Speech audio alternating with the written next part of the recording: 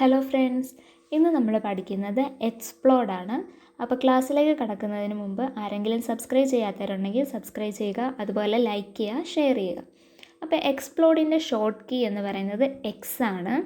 നമ്മൾ കഴിഞ്ഞ ദിവസം ജോയിൻ പഠിച്ചു. ജോയിൻ്റെ നേരെ ഓപ്പോസിറ്റാണ് എക്സ്പ്ലോർഡ് എന്ന് പറയുന്നത്. അതായത് പോളി ലൈനെ നമുക്ക് സിംഗിൾ ലൈൻ ആക്കാനാണ് എക്സ്പ്ലോർഡ് യൂസ് ചെയ്യുന്നത്. നമ്മൾ കഴിഞ്ഞ ദിവസം ജോയിനകത്ത് പഠിച്ചായിരുന്നു, സിംഗിൾ ലൈനെ പോളി ലൈൻ ആക്കാനാണ് യൂസ് ചെയ്യുന്നതെന്ന് പറഞ്ഞായിരുന്നു. അപ്പോൾ ആ ജോയിൻ്റെ നേരെ ഓപ്പോസിറ്റാണ് എക്സ്പ്ലോർഡ്. പോളി ലൈനെ നമ്മൾ സിംഗിൾ ലൈൻ ആക്കും. ഓക്കെ, അപ്പോൾ നമുക്ക് ജസ്റ്റ് പോളി ലൈൻ എന്ന് വരയ്ക്കാം.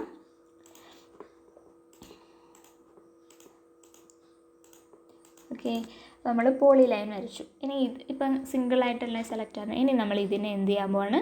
സിംഗിൾ ലൈനായിട്ട് മാറ്റാൻ പോവാണ്. അപ്പോൾ എക്സ്പ്ലോർഡിൻ്റെ ഷോർട്ട് കീ എന്ന് പറയുന്നത് എക്സ് ആണ്. എക്സ് എൻ്റർ ചെയ്തു. ഇനി ഒബ്ജക്റ്റ് ഏതാണെന്ന് സെലക്ട് ചെയ്യുക, എന്നിട്ട് എൻ്റർ അടിക്കുക.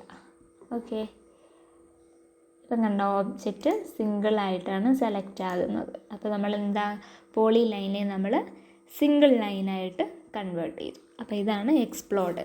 എന്തെങ്കിലും ഡൗട്ട് ഉണ്ടെങ്കിൽ കമൻറ്റ് ബോക്സിൽ കമൻറ്റ് ചെയ്താൽ മതി. താങ്ക്